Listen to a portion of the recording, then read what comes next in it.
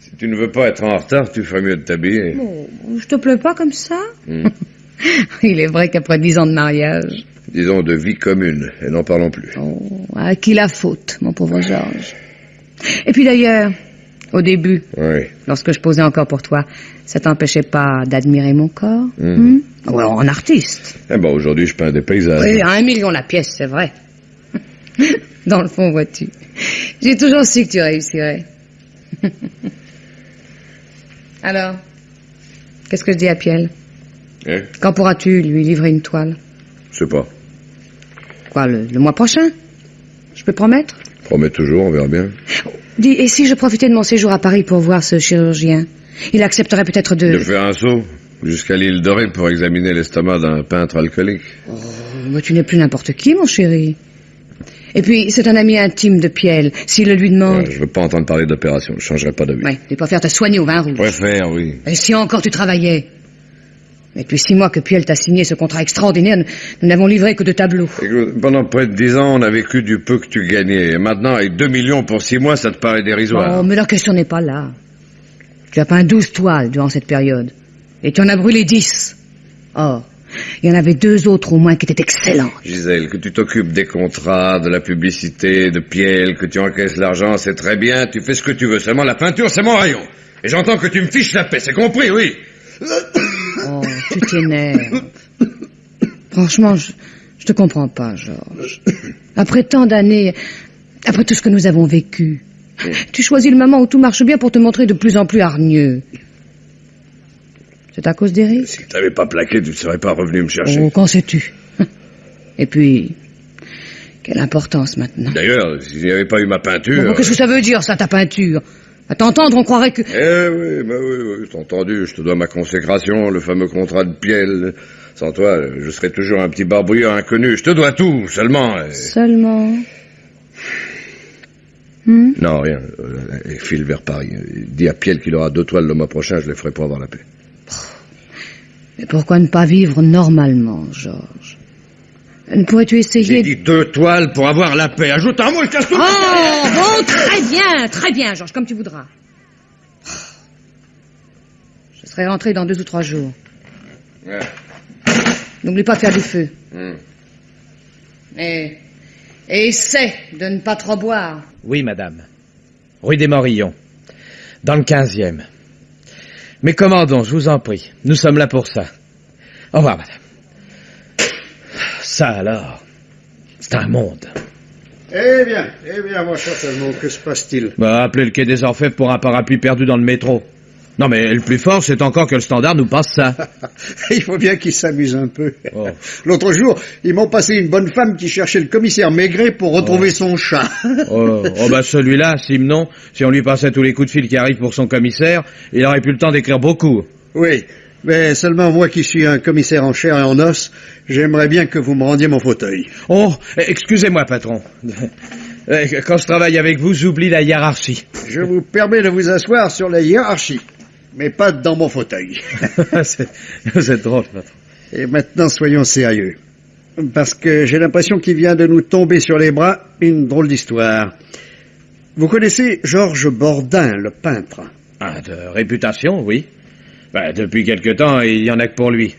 Bon, encore un génie fabriqué par les journalistes. Oh non, ne croyez pas ça. Piel est un des tout premiers marchands de la capitale. S'il donne 1 million par toile, c'est que le bonhomme a du talent. D'ailleurs, c'est tellement vrai que Piel a déjà revendu au professeur Baillet les 2 toiles qu'il possédait pour 4 millions. Eh bien, dites donc, on aime les chiffres ronds dans la peinture. Oui. L'ennui, c'est que le professeur Baillet vient de déposer une plainte. Hein? Ces 2 tableaux sont faux. Non. Il paraît. Et ce qui est encore plus ennuyeux, c'est que Piel est absolument insoupçonnable. C'est un homme d'affaires redoutable, mais qui ne mange pas de ce pain-là. Alors? Alors c'est à nous de jouer. Mais je vous donnerai les détails plus tard. Il faut d'abord que vous me serviez d'appariteur. D'appariteur? Oui, j'ai convoqué 3 témoins qui doivent nous aider, sinon à démêler les chevaux, du moins à trouver le bon bout. Le premier est dans le couloir. C'est un certain Roger Tiphaine. Oui, un peintre raté qui sert plus ou moins de rabatteur à quelques marchands. Le second, ou plutôt la seconde, est également là, mais elle est étage au-dessous. C'est Gisèle Bordin, la femme du peintre. Alors, dès que j'aurai fait entrer Tiphaine, vous irez chercher Madame Bordin, vous la ferez attendre dans la pièce à côté. Attention, patron. D'à côté, on entend tout ce qui se dit ici. Mais justement, je veux que Gisèle Bordin entende les déclarations du dénommé Tiphaine. Ah, bon. Ensuite, vous guetterez l'arrivée de mon troisième témoin, Walter Brooks. Oui, un Américain, 200%. 1,90 m. Oh. Vous attendrez que la femme soit passée dans mon bureau, vous le ferez entrer à son tour dans la pièce à côté. Ah. Compris? Compris, c'est beaucoup dire. Enfin, je ferai ce que vous m'avez dit. C'est ça. Vous croyez qu'ils seront dupes? Oh, en principe, ça m'est égal. Mais tâchez tout de même de ne pas les installer trop bruyamment. Entendu, patron. Je vais chercher la dame. Oui.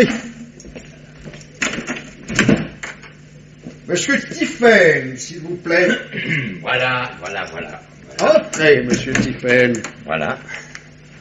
Commissaire Amiot. Ah, grand amateur de peinture et spécialiste en contrefaçon. Vous êtes plus célèbre que vous ne le pensez, monsieur le commissaire. Trop aimable, asseyez-vous. Merci. Je suppose que vous devinez la raison de ma convocation. J'ai beau avoir la conscience pure, monsieur le commissaire, je préfère ne pas risquer un pronostic. Oui. 2 fois condamné pour escroquerie et 3 fois pour grivellerie, je vois que ça vous a rendu prudent. Mais puisque vous me connaissez pour être un spécialiste en matière de faux, vous devez tout de même bien savoir de quoi il retourne, non? Je vous écoute, monsieur le commissaire. Comme vous voudrez.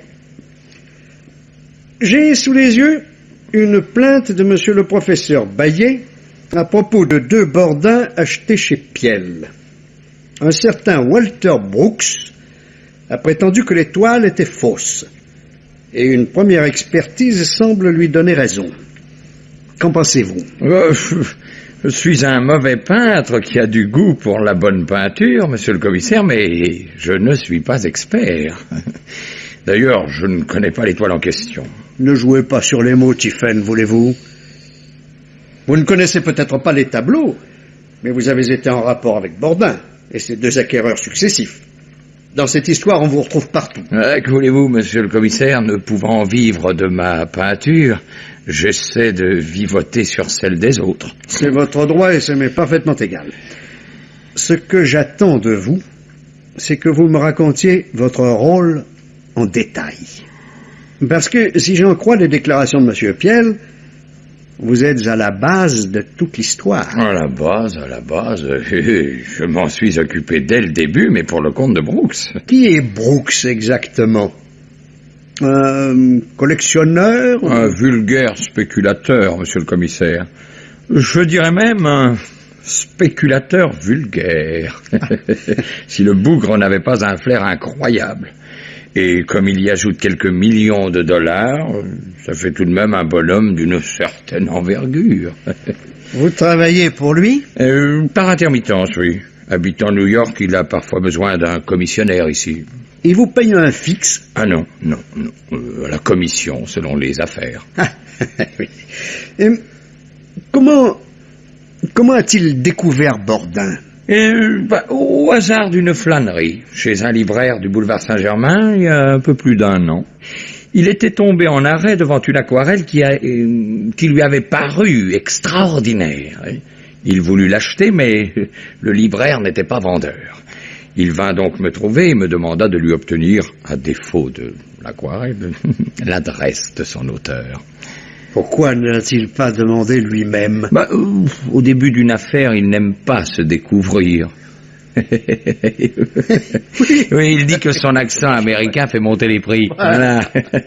Enfin bref, je passais chez le libraire et je vis l'aquarelle. Elle n'était pas signée, mais le commerçant me déclara l'avoir échangée contre un bouquin à une jeune femme nommée Bordin, dont le mari était peintre. Il alla même jusqu'à m'indiquer leur adresse, mais le couple venait de quitter Paris pour s'installer à l'île de Ré. Je rapportais tout cela à Brooks et 2 heures plus tard, il prenait la route de La Rochelle. Voilà. Et tout ça pour une aquarelle à peine entrevue? Je viens de vous le dire, monsieur le commissaire, Brooks a un flair incroyable. D'ailleurs, la suite prouve bien qu'il ne s'était pas trompé. Vous êtes allé avec lui là-bas? Non. Il partait avec un contrat d'exclusivité dans sa poche et il comptait bien le ramener signé. Malheureusement pour lui, ce ne fut pas aussi simple. Bordin est très malade. Il vit enfermé dans son atelier et ne peut voir absolument personne.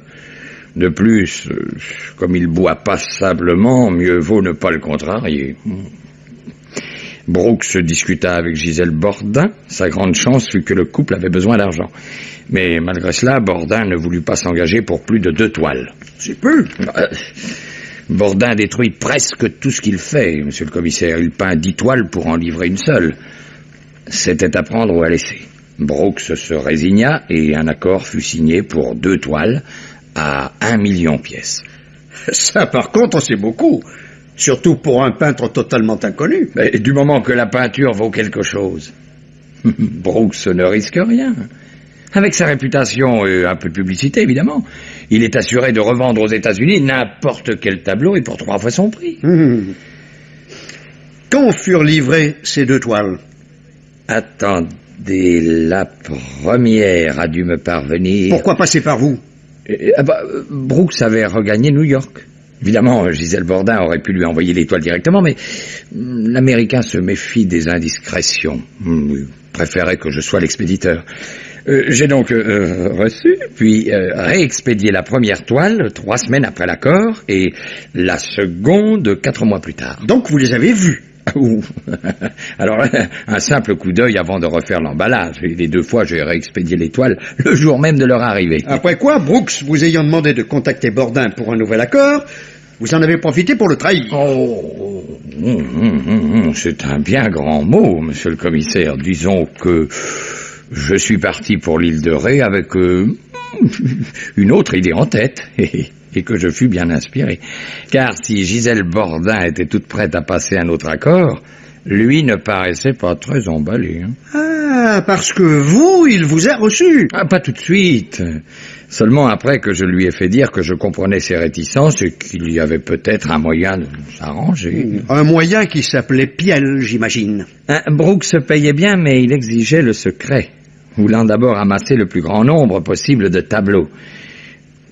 J'ai laissé entendre à Bordin que Piel lui donnerait le même prix, mais qu'en plus, il obtiendrait sa consécration parisienne. Vous aviez l'accord de Piel pour parler en son nom? Naturellement. Il était prêt à signer un contrat d'exclusivité pour 1 million la toile, à condition que l'accord Brooks-Bordin soit reproduit dans les journaux, ce qui a été fait. C'était évidemment une excellente publicité, mais qui n'a pas dû être du goût de Mr. Brooks. Les risques du métier, monsieur le commissaire. Quant à moi, je ne suis pas fâché d'avoir aidé Bordin à sortir au grand jour. Un type pourri de talent. Voir ses œuvres filer incognito en Amérique, c'est pas très réjouissant. En somme, vous vous êtes fait le défenseur bénévole du patrimoine français. Je n'ai pas les moyens d'être bénévole, monsieur le commissaire. Brooks me donnait 50 000 francs par toile et Piel m'en a offert 100, c'est tout. Ceci dit, il n'en reste pas moins que le talent de Bordin est mieux servi chez Piel que chez l'Américain. Oui, disons que Brooks mis à part, cette opération fut une bonne affaire pour tout le monde. Mais revenons aux 2 toiles livrées à Piel par la suite. Est-ce encore vous qui avez... Pas du tout. Mon rôle s'est arrêté à la signature du contrat Piel-Bordin. Je touche mes commissions par chèque et je n'ai revu personne. Pas même Brooks depuis son retour? Merci bien. Il est plutôt violent, oui. Beaucoup trop fort pour moi. Oui. Si je vous comprends bien, vous avez la conscience pure, mais votre subconscient reste prudent. Et voilà. Eh bien, dans ce cas, je vais vous faire sortir par cette porte-ci. Car votre ami américain doit se trouver dans le couloir.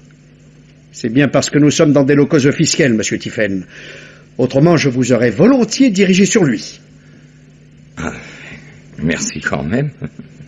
Je peux partir? Oui. Cependant, ne quittez pas Paris sans me prévenir. Nous aurons certainement à reparler ensemble. Franchement, monsieur le commissaire, je comprends pas. Je suis le pigeon pour les tableaux. Tiphaine est le coupable, il fallait l'arrêter tout de suite. Sans preuve? Mais vous trouvez facilement les preuves. Tandis que maintenant, quand vous les aurez, Vous ne trouverez plus Tiphaine. Oh, Tiphaine n'aime pas se cacher, monsieur Brooks. Ouais. Un jour, devant un tribunal, il a déclaré qu'il aimait mieux la prison à Paris que la liberté en province. Hey, c'est très drôle, mais je me fous complètement. Je veux seulement réceptionner mes tableaux, les vrais. Calmez-vous, monsieur Brooks, calmez-vous, je vous en prie.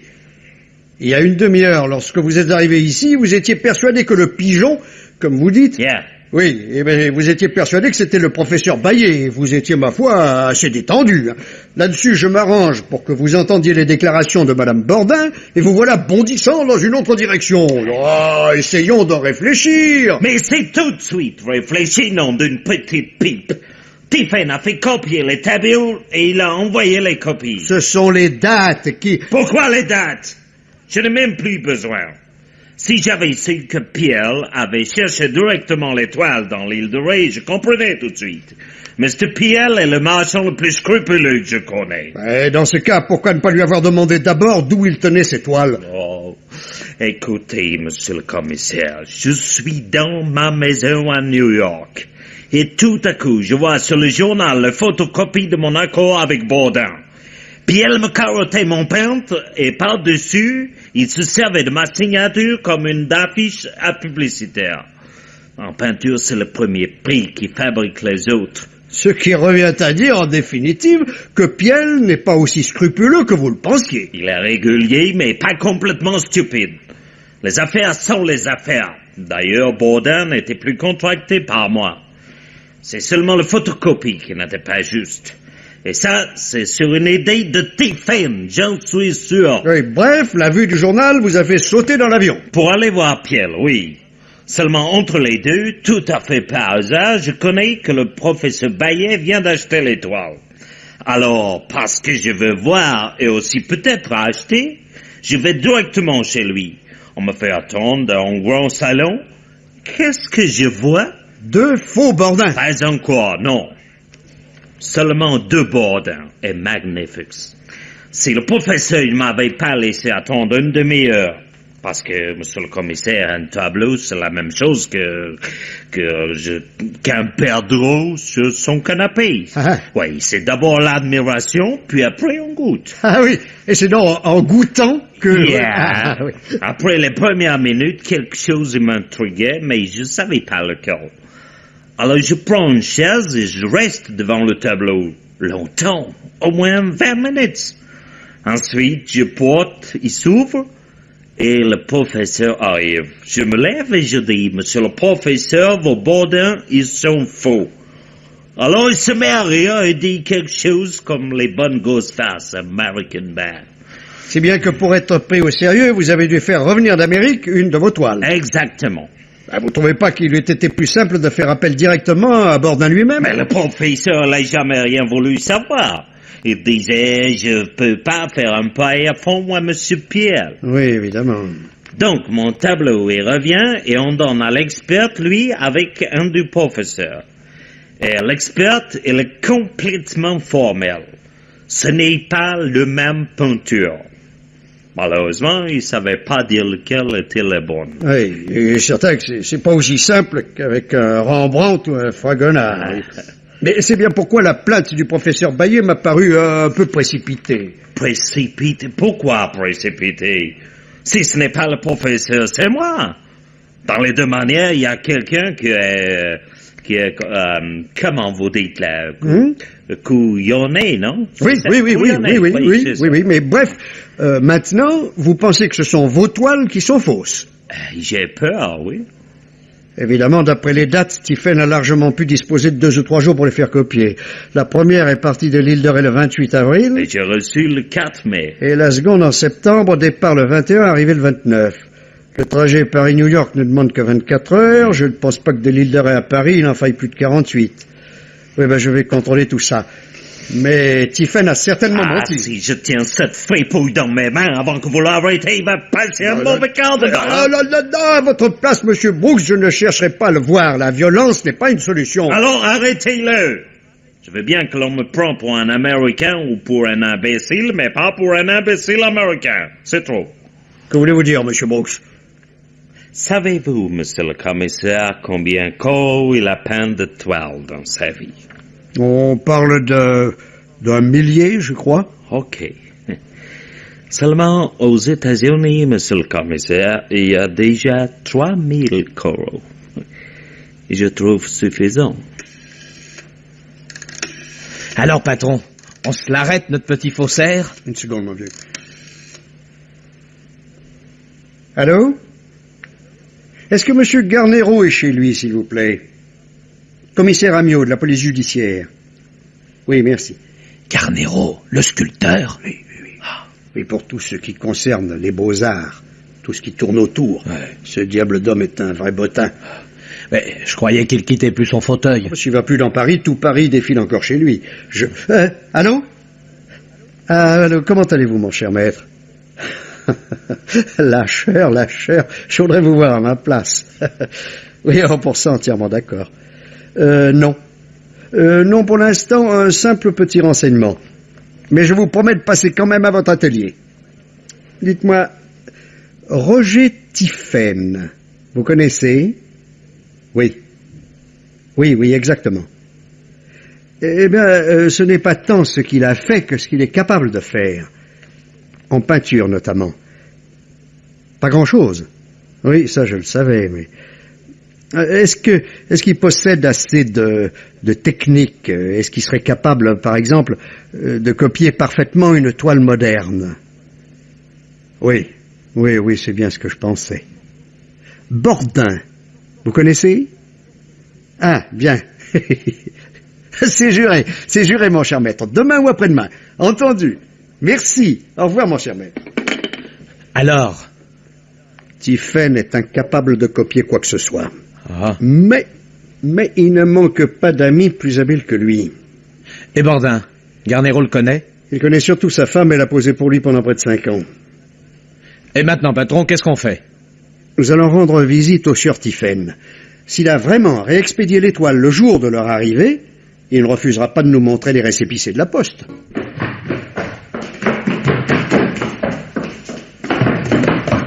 Bon sang de bonsoir, ça c'est le bouquet. Eh bien, Amiot, qu'est-ce qui t'arrive? Tu as vu un fantôme? Non, je vais chez le juge. Pour me faire engueuler. Tu tombes très bien, il est déjà de mauvais poil. Entrez. Ah, c'est vous, Amiot. J'allais partir. Je suis pressé. Vous me ferez votre rapport demain matin. C'est qu'il y a du nouveau, monsieur le juge. Mais j'espère bien qu'il y a du nouveau. Nous ne sommes pas là pour que les choses restent stationnaires. Vous tenez votre faussaire? C'est-à-dire que je croyais le tenir. Roger Tiphaine, vous savez? Le récidiviste dont je vous avais parlé. Oui. Et alors? Vous l'avez laissé filer? Il a été assassiné il y a 1 heure. Voilà, patron, ma valise est prête. Et je me suis renseigné, dans le Patelin, il y a une petite auberge. Parfait. Voici les photographies des tableaux. Ah. Ceux du professeur, Oui. celui de Brooks. Oui. N'oubliez pas mes consignes, hein? Non, soyez sans crainte, patron. Dès que je serai là-bas, je marche sur la pointe des pieds. Bon, en route.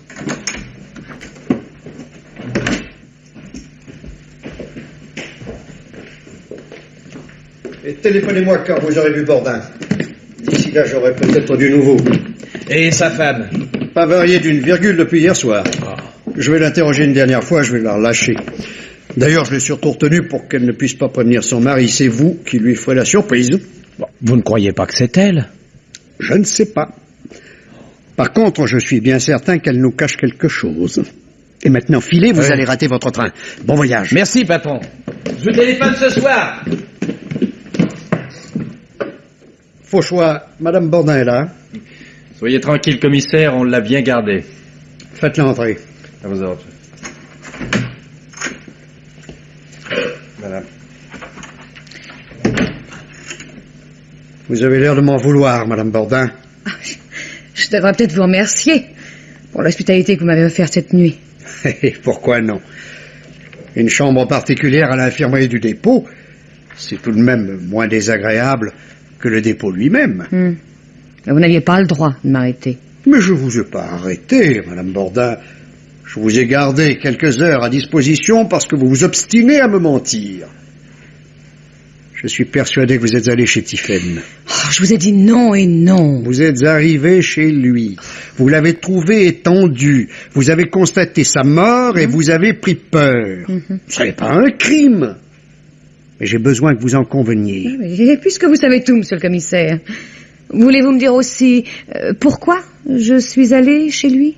Et ça, c'est précisément ce que je voudrais savoir, chère madame. Eh bien, moi aussi, monsieur le commissaire.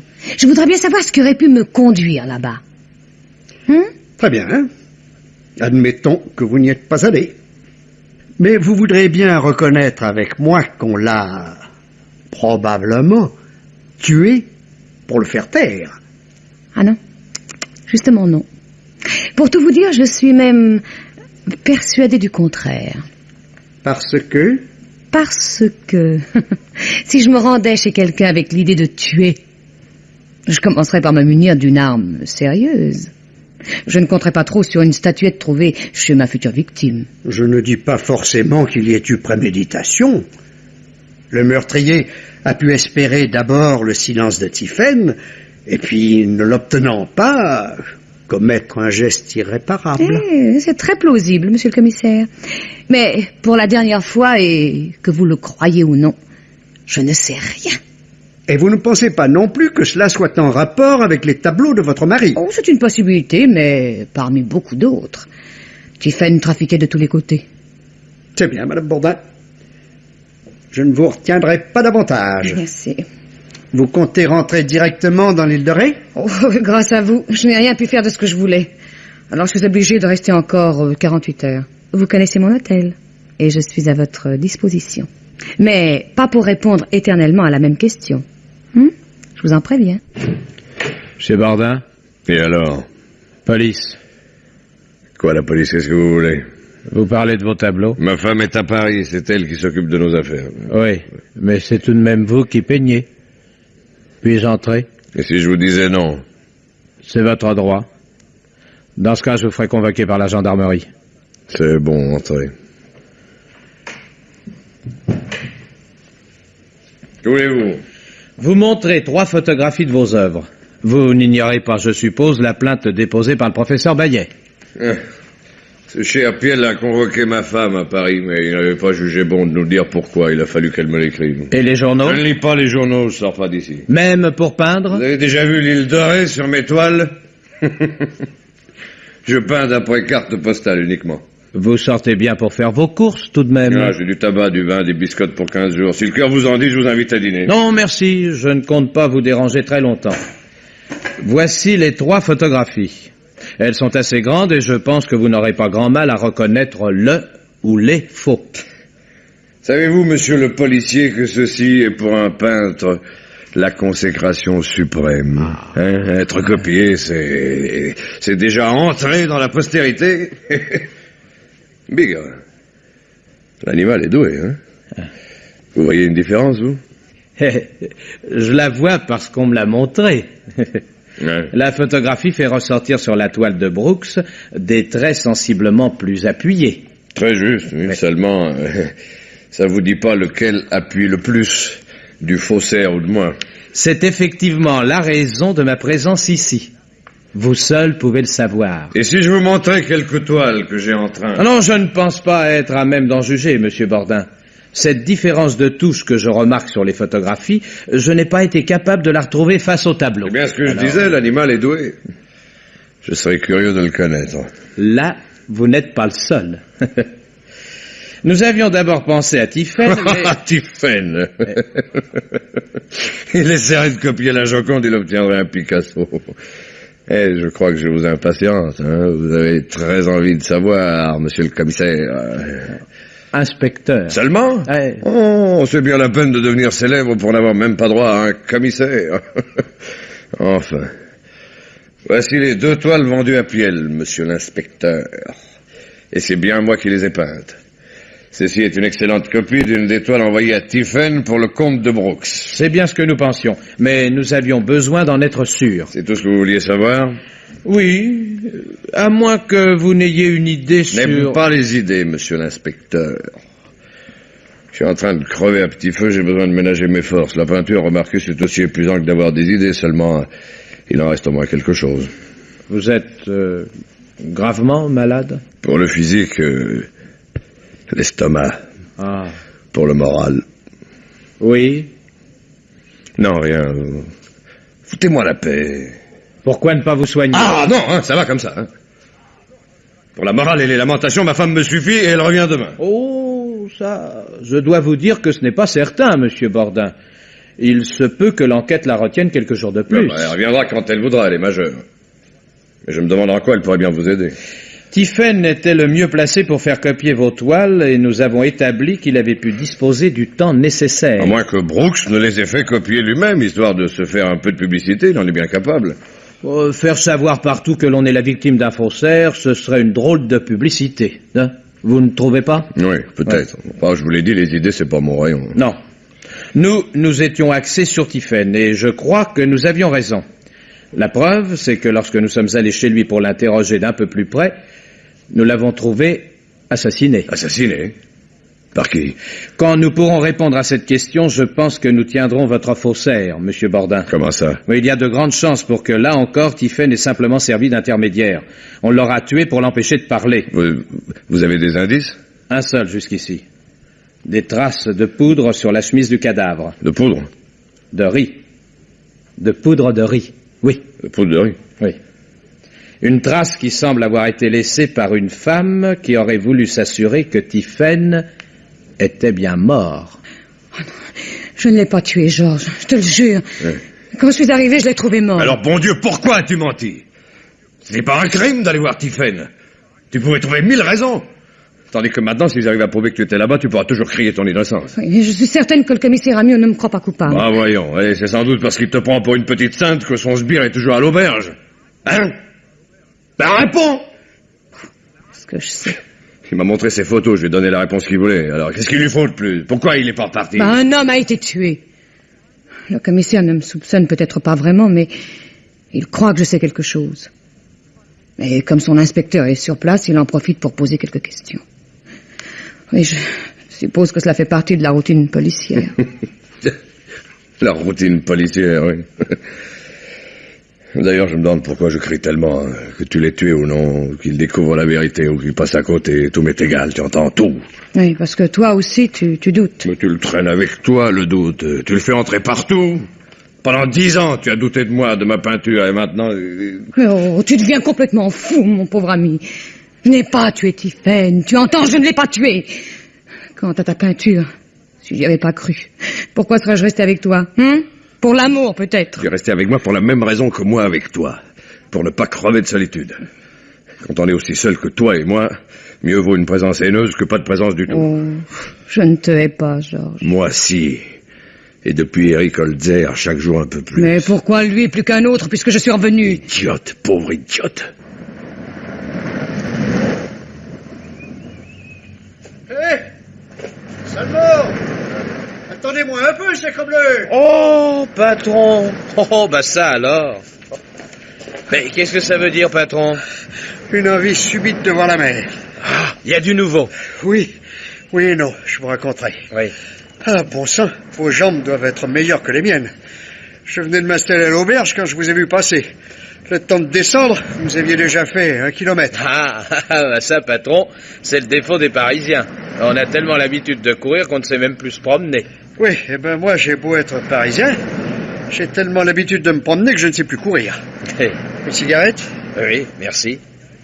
Alors, patron, pourquoi ce voyage? Ça vous intrigue, hein? Eh ben, venez.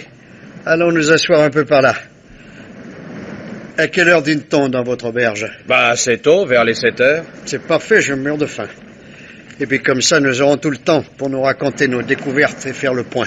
Au sujet du meurtre ou des faux tableaux? Puisque les deux mystères sont toujours entiers, disons un peu des deux.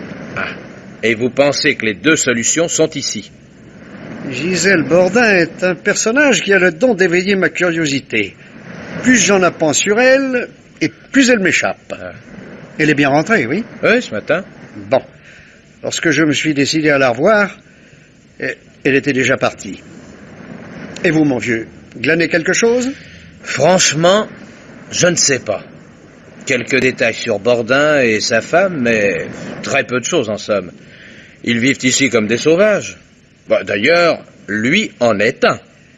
Et là, vous mettez le doigt sur ce qui m'intrigue le plus. Ah? Qu'un artiste, un type malade, alcoolique, vienne s'installer ici, rien d'étonnant. Ouais. Seulement sa femme. Sa femme n'est pas une sauvage. Elle aime la toilette, les fourrures, les hommages, tout ce qui s'ensuit. Pour qu'elle accepte de vivre ici, il y a certainement une raison précise. Oh, elle n'a peut-être fait que suivre son mari. Oh non, vous n'y êtes pas du tout. Non, depuis 10 ans, c'est elle qui mène le ménage. Mieux, c'est presque toujours elle qui l'a fait vivre. Même les quelques dessins ou tableaux qu'il a pu vendre, c'est encore elle qui les a placés. Si elle ne l'avait pas recueilli et dorloté, il se serait peut-être suicidé. Tous les témoignages que j'ai obtenus sont formels. Le grand amour, alors? Oh, encore moins. Ceux qui les connaissent se demandent même si le mariage n'est pas resté blanc. Hein? Oui, Bordin a été élevé par son père dans une promiscuité assez écœurante, et d'après ce que j'ai cru comprendre, il en est resté très complexé vis-à-vis des femmes. Remarquez que ça n'empêche pas les sentiments. Quant à elle, ambitieuse et pas bête, j'ai l'impression qu'elle a vraiment cru à son avenir de peintre et qu'elle y a vu un moyen d'échapper un jour à sa condition. Sa condition? Elle n'était rien qu'une jolie fille qui n'avait pas de quoi vivre, qui posait pour des artistes. Pas d'instruction, pas de métier. Même avec de l'intelligence et de la volonté, il n'est pas facile d'en sortir. Oh, mais dites donc, patron, vous en savez des choses? Et Garnero m'en a longuement parlé. Le ménage l'a souvent intrigué, lui aussi. Ensuite, et pour les informations plus récentes, j'ai vu leur concierge à Paris. Une brave femme, qui aimait bien Bordin. Mais pas du tout Gisèle. Il paraît que peu avant leur départ, son amant venait la chercher jusque dans la cour. Elle a un amant? Je crois qu'il en a toujours eu, mais que Bordin ne s'en inquiétait guère. Sauf pour le dernier, qui semble avoir été beaucoup plus important. Un peintre, lui aussi. Un Allemand, nommé Erich Holzer. Ah, que vous avez vu aussi, naturellement. Non, le type a eu des ennuis avec la police, il a filé. Des ennuis graves? Une bagarre dans un café. 2 agents ont voulu l'embarquer, il les a mis KO. Ah, bah décidément, la dame Bordin aime les bagarreurs. Pourquoi? Bah, ici, au début de leur séjour, Bordin a rossé le facteur. Ah oui, les gens étaient intrigués par ce peintre de Paris qui ne sortait jamais. Et un soir, par gloriole, le facteur a essayé de s'introduire dans l'atelier. Bordin lui est tombé dessus et l'a sérieusement esquinté. Il paraît que depuis, le type jette le courrier dans la boîte sans demander son reste. Dites-moi, quel effet vous a-t-il produit à vous? Sincèrement, il m'a fait pitié. Bon, évidemment, il y a la boisson. Mais je crois qu'en plus, il est vraiment malade.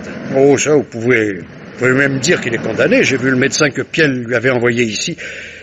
À son avis, il est déjà trop tard pour opérer et dans 6 mois, tout sera fini. Oh, ça, c'est incroyable. Voilà un type qui passe 10 ans de sa vie à barbouiller en crevant de faim, et le jour où sa peinture commence à payer, il se laisse glisser. Alors là, je comprends pas, là. Eh ben moi, je commence à avoir une petite idée. Ah? Seulement, avant de pousser plus loin, je voudrais bien goûter la cuisine du pays. J'espère qu'il y a du poisson. Qu'est-ce que c'est? Désolé de vous déranger, monsieur Bordin. Commissaire Amiot, de la police judiciaire. Pas possible. Mais toute la police de Paris est ici, alors. À quand le ministre de l'Intérieur? J'espère que nous pourrons nous passer de lui, monsieur Bordin. On peut entrer. Comme dans un moulin. J'ai voulu dire non à votre collègue, il m'a menacé des gendarmes. Alors?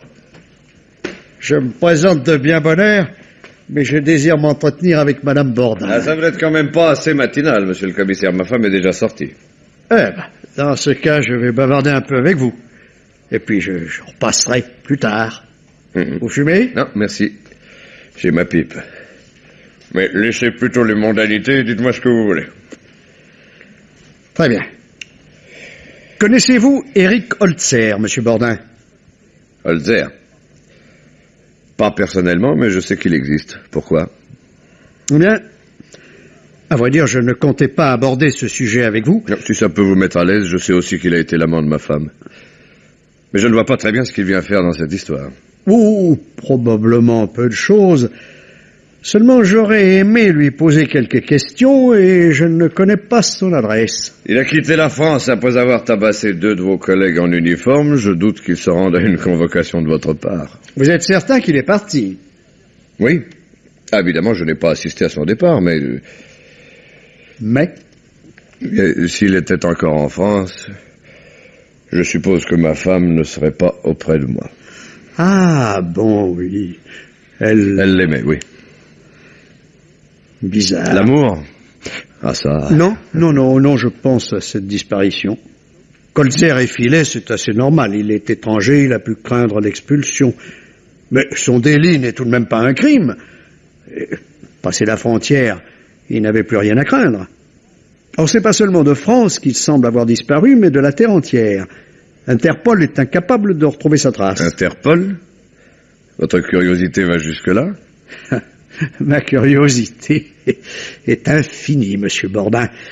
Et pour un policier, c'est un défaut très utile, croyez-moi. Bon, il n'est pas chaud ce matin. Tu as travaillé? Non, j'ai eu de la visite. L'inspecteur? Ah non, ma chère, l'étage au-dessus. Le commissaire. Le commissaire? Mais oui, tu sais bien, c'est lui qui ne croit pas à ta culpabilité. N'empêche qu'il a du mal à se passer de toi. Qu'est-ce qu'il voulait? Te voir. Et moi seulement? Non, bien sûr, non. Il était ravi de faire ma connaissance. On a parlé un peu. De monsieur Eric Colzer, surtout. Il a parlé d'Eric? Oui. Ce monsieur paraît l'intéresser beaucoup. Mais il n'arrive pas à mettre la main dessus. J'ai eu beau lui expliquer que lorsqu'on quitte un pays pour échapper à la police, on ne laisse pas son adresse.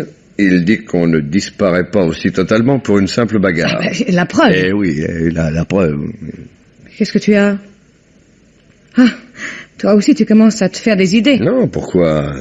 Tu m'as dit que ton Eric avait quitté la France. Eh ben, il a quitté la France. Seulement... Oui? Les idées, ça n'a pas l'air de l'effrayer, lui, le commissaire. Et j'ai l'impression que lorsqu'il en tient une, il la lâche pas facilement. Où veux-tu en venir, Georges? Oh, moi, nulle part. C'est lui qui cherche. C'est son métier, cet homme. Et pourquoi ne pas l'aider pendant que tu y es? Mais tu en crèves d'envie. Non. D'ailleurs, il trouvera bien sans moi. Il trouvera quoi? Mais ce qu'il y a à trouver. Et voilà. Ils sont au bout du chemin. Tous les 2 cette fois. Je pense qu'il reste d'argent. Sors par derrière, pendant que je les amuserai un peu. Tu auras le bac de midi et quelques heures d'avance. L'Espagne n'est pas tellement loin.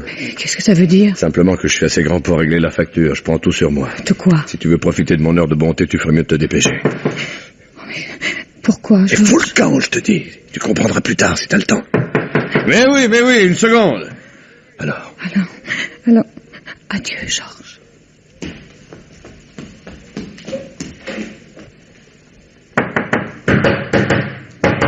Mais oui. Entrez, messieurs. Vous n'êtes pas les bienvenus, mais je fais contre mauvaise fortune bon cœur. Les nouvelles sont bonnes. Certaines sont même inattendues, Monsieur Bourdin. Parfait. Le meurtrier de Tiphaine s'est constitué prisonnier. Eh ben, mais c'est parfait, tout ça. Dites-moi, asseyez-vous, je vous en prie. Vous ne me demandez pas qui c'est? Oh, ben, si vous voulez, mais enfin, c'est bien pour vous faire plaisir. Alors, qui a tué ce pauvre Tiphaine, monsieur le commissaire? Walter Brooks. Et cessez donc de faire le pitre, vous serez gentil. Non, laissez seulement, ça n'a aucune importance. Tiphaine aussi a voulu faire le pitre, Monsieur Bourdin. Mais il est allé beaucoup trop loin. Au lieu de détromper Walter Brooks, il s'est tellement payé sa tête que l'autre a vu rouge. Et a frappé. Oh, ces Américains tout de même, hein, quel tempérament. En tout cas, c'est d'autant plus stupide que pour une fois, Tiphaine n'avait rien à se reprocher. Non? Si. Et vous le savez fort bien, Monsieur Bourdin. Non, je ne sais pas ce que je suis censé savoir, monsieur le commissaire. Mais vous m'avez tout l'air, vous, d'être affreusement bien renseigné. Je vous l'ai dit, je suis très curieux. Votre femme n'est pas rentrée? Si, mais elle est en train de s'habiller, si vous voulez bien patienter un peu. Disons que je veux bien faire semblant de vous croire. Oh, désolé, moi pas comprendre. Je vais vous dire en vrac tout ce que je sais, Monsieur Bourdin. Oui, nous y gagnerons du temps. Et ça vous permettra de cesser votre petit numéro. Pour commencer, je sais que Tiphaine n'avait pas menti concernant la réexpédition des tableaux. C'est au contraire votre femme qui m'avait donné de fausses dates de départ. Oh, les pauvres femmes, toutes des menteuses, c'est congénital. Je sais aussi que vous êtes un merveilleux technicien de la peinture, mais que le talent qui vous a rendu célèbre n'est malheureusement pas le vôtre. Très intéressant. Regardez cette aquarelle. C'est celle que le libraire a refusé de vendre à Brooks et qui a tout déclenché. Elle a été peinte par Holzer, ainsi que les 2 toiles livrées à Brooks. Et si celles-ci sont signées Bordin, c'est tout bonnement parce que Eric Holzer a emprunté votre signature. CQFD. Vous êtes génial. Holzer imite ma signature, et pour me venger, je me mets à imiter ses toiles. Dans un sens, nous sommes quittes, non? Non, pas complètement. Il vous a fait endosser aussi la correction administrée au facteur. Dois-je aller chercher le facteur, patron? S'il n'a pas revu M. Bordin depuis ce fameux soir, il va sûrement le trouver changé. C'est bon. Pas la peine de vous déranger. Y a-t-il encore quelque chose que vous ne sachiez pas, monsieur Sherlock Holmes? Un petit détail, oui. J'ignore où vous étiez pendant que Holzer et votre femme s'installaient ici. Dans le Jura, chez un ami. Holzer, obligé de fuir Paris, ma femme avait décidé de le suivre. Pour éviter les explications, nous avons laissé entendre que nous partions ensemble. Donc il s'installe ici. Et Holzer, qui craint les gendarmes, prend bien soin de ne pas se montrer. Il va même jusqu'à taper sur le facteur trop curieux, et il refuse de voir Brooks qui se présente en acheteur. D'ailleurs, au début, ma femme a vraiment cru que Brooks s'intéressait à mes toiles à moi. Ce n'est qu'en apprenant où il avait vu l'aquarelle qu'elle a compris qu'il s'agissait d'une œuvre d'Holzer. Elle en avait placé pour lui aussi. Oui, en somme, elle pouvait bien fournir à Brooks les toiles qu'il demandait, mais passant pour son mari, Holzer était condamné à signer Bordin. Oui. Oui, ça n'a pas dû l'emballer, mais l'Américain proposait beaucoup d'argent, il en avait besoin. Il a accepté de livrer 2 tableaux. Ensuite? Oh, c'est facile à deviner. Une fois touché le premier million, Holzer a eu beaucoup plus envie de prendre le large que de faire fortune sous mon nom. Sa peinture était reconnue, c'était le principal. Une fois passé à l'étranger, après quelque temps, il saurait bien prouver à Brooks que ces Bordins étaient des Holzer. Il est allé s'embarquer à la Palisse, laissant à ma femme comme cadeau de rupture la seconde toile qu'il venait d'achever. Et votre femme, se voyant abandonnée, est revenue vous chercher. Oui. Et c'est en arrivant ici, devant cette toile signée de mon nom, que l'idée m'est venue de continuer. Avant de l'envoyer à Brooks, et pendant plus de 2 mois, j'ai étudié la manière de le dire. J'ai gâché des douzaines de toiles. Finalement, à quelques touches près, j'ai réussi à peindre comme lui. Et vous espériez vraiment que cela pourrait continuer à l'infini? Un peintre évolue, monsieur le commissaire. Petit à petit, je serais revenu à un style plus personnel. Seulement, pour ça, il lui fallut du temps. Et l'insistance de Brooks a tout démoli. Oui, évidemment. Mais dites-moi, monsieur Bordin, pour être tellement sûr de pouvoir continuer, vous étiez donc bien certain du silence de Holzer? Car enfin, il ne semble pas pressé de revendiquer son talent, ce monsieur. C'est bien, monsieur le commissaire, vous avez gagné. Holzer est enterré dans le jardin à gauche du grand arbre. Vous l'avez tué? 2 balles dans le dos, oui. Ce n'est pas ma femme qui est venue me chercher, mais moi qui suis arrivé pour tuer son amant. Et j'imagine que maintenant, en prison, ils vont me soigner de force. Le comble, ce serait qu'ils me guérissent. Personnellement, je vous le souhaite, monsieur Bordin. Et ça en vaudrait la peine, car vous ne risquez pas une bien longue condamnation. Pas une longue condamnation? Vous avez imité une façon de peindre, mais vous avez signé de votre nom, dans un sens. C'est plutôt Holzer qui a fait de faux Bordin. Seulement, vous devriez vous en tenir là, et vous abstenir de signer le tableau que vous venez de nous tracer. Ce qui veut dire? J'ai relevé sur ce tableau-là quelques ombres suspectes, et bien dans la manière de votre femme. C'est elle qui a tué Holzer. C'est moi. Rien n'est de vous dans cette histoire, Bordin. Par contre, avec ou sans talent, vous êtes un vrai peintre. Et ce n'est pas vous qui auriez eu l'idée d'en copier un autre, même pour de l'argent. La preuve, c'est que depuis que vous l'avez fait, vous vous êtes mis à boire. Ensuite, mais vous n'êtes pas homme non plus à tirer dans le dos d'un autre. S'il vous arrivait de tuer, vous le feriez de face en criant votre haine. J'ai tué Holzer et j'ai tiré dans le dos. Votre psychologie ne vaut rien. Non, ne croyez pas cela, monsieur le commissaire.